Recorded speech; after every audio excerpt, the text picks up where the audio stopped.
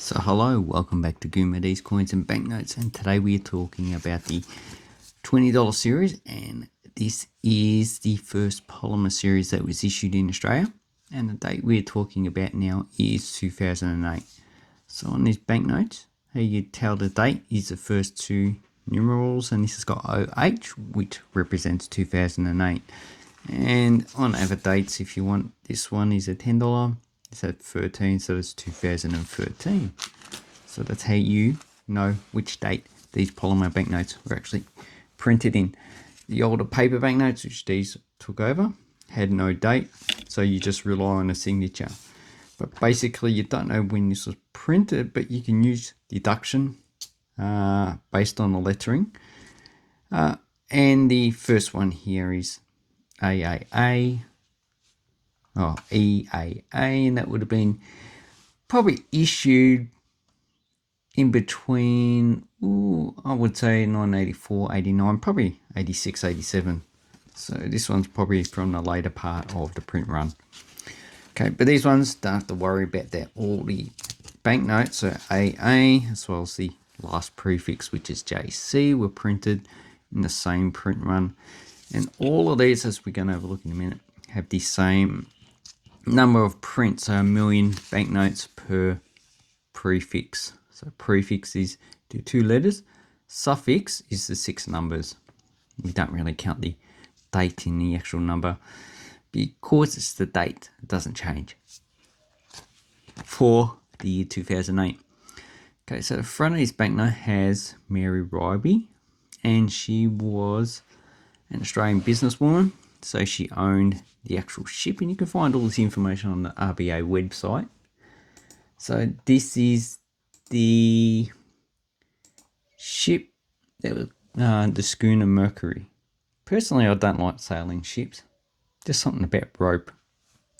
Anyway, and it was completed in Sydney in 1806, so it's an Australian built ship, and she owned it. And this is an image from the Reserve Bank of Australia. The portrait of her is the only portrait that we know, and it's owned by the State Library of Victoria. So, well, not Victoria, New South Wales, because she actually was born, well, some of her children were born in New South Wales. She was born in Lincolnshire in the United Kingdom. She passed away in Sydney. Okay, the building that you see here is in George Street in Sydney. It's once owned by her. So all these buildings that you can see are tied to her property.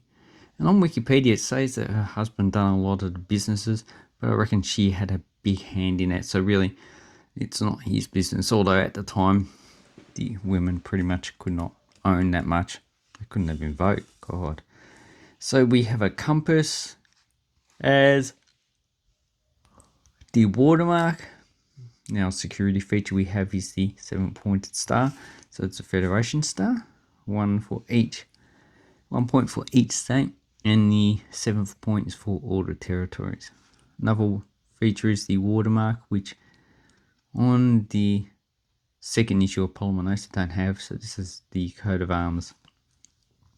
In cursive writing, Australia. I actually quite like that. Looks nice. Then we have the signatures. So this is Stevens and, gee, can't remember who the actual signatures are. Henry. Does it look like a Henry? Don't know. Henry. Okay, so in the background we have microprint up here, and it says $20, and we have basically that's it, and the rest of it's just generic. And as you can see, the shape of this large oblong is the same as the actual security window. And another thing is that if you get one without the actual name of her, before 2002 they didn't have the name, so that's pretty normal. And we have the different colors at the top in the rectangles.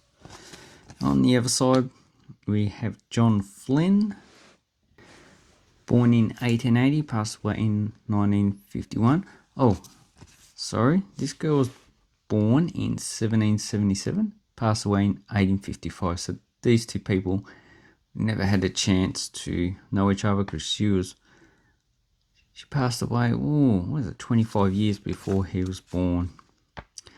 Okay, so he is a adventurer as well as a medical doctor, as far as I know. This is related to the Royal Australian Flying Doctors Service.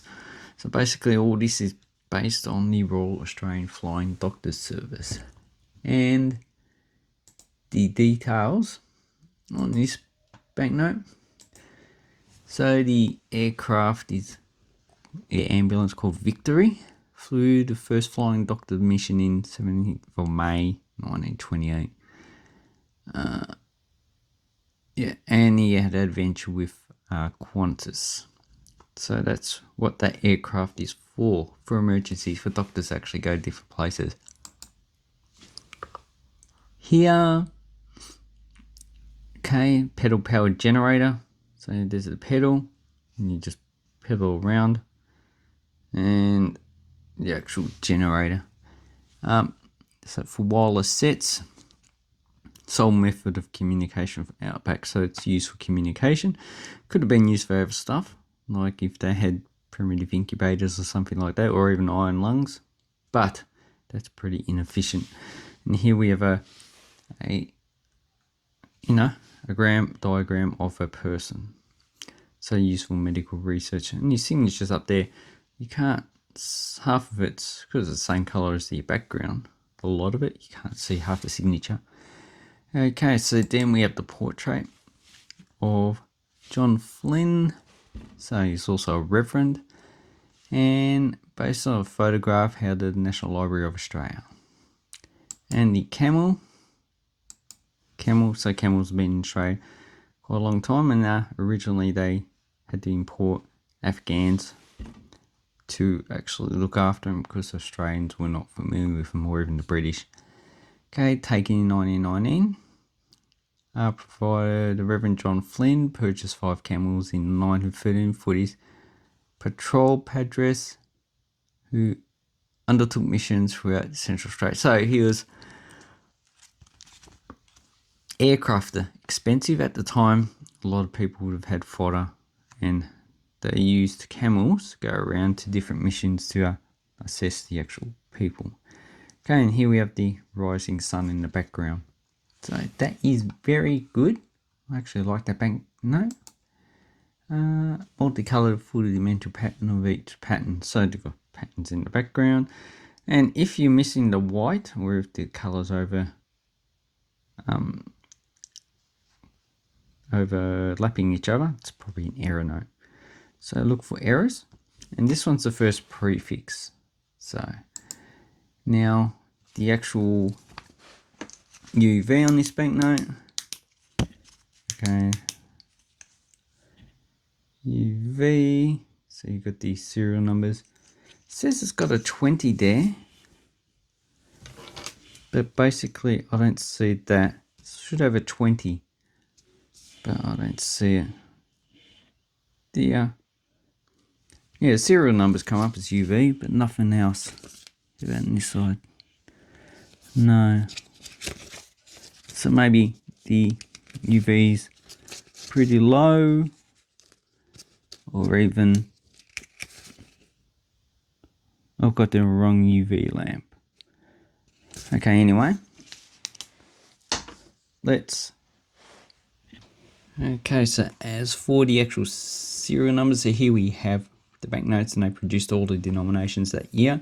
So the 20 we have AA, and it finishes at JC, and they all have roughly 1 million banknotes, so maybe 999,998. So the first last prefix is the same, but a lot less JC would have actually survived because people would not know knowing that it was the last prefix. A lot more AAs because it's pretty easy to stand out. Okay, and then you got BBs, CCs, and DDs, and whatever else. And the highest second letter is M. And if you go to the security features, this is what you should look see in the UV. Okay, so how much these cost? So you got uncirculated one for pretty much $40, a double. 60 uncirculated last prefix. That's probably what I would. That's probably anything I'll purchase. And as you can see, JC. So that's really, the price hasn't gone up much, but these you can still find in circulation, so I'm not surprised. First prefix 35, and this is sold items. I'm not worried about those that are listed. Got graded $91. Probably would have held onto that for quite a long time. $30 for circulated AA, so really I'm not concerned about selling AA at the moment. And that's basically it. If you want to look up stuff that's for sale, we have 57 results. Probably have a lot more if you put different information in the actual search engine. Okay, AA 41. So a lot of these is actually not really going for that higher price. So really, I'll probably just hold on to these for another 10 to 20 years before selling. Anyway, I've got quite a few. So basically the ones I've kept. So I did keep a first prefix because I don't come across them too often. AL, that's pretty much uncirculated. I have another BK, also uncirculated, although it does have a little bit of a smudging at the top. DF, also circulated. Now I kept this one, so as you can see the second letter is the M. So I kept this one because those two numbers, 1 and 8. Now I really don't take into account that number. So it has 1181181. So that's an interesting number. It'll be a binary or whatever you want to call it. Then we've got IE, another uncirculated. And that's about it. So these ones I am going to keep into my collection. So I hope this helps you with your banknotes and coin collecting. Let me know down below. Thank you very much. Have an awesome coin and banknote collecting time, and take care.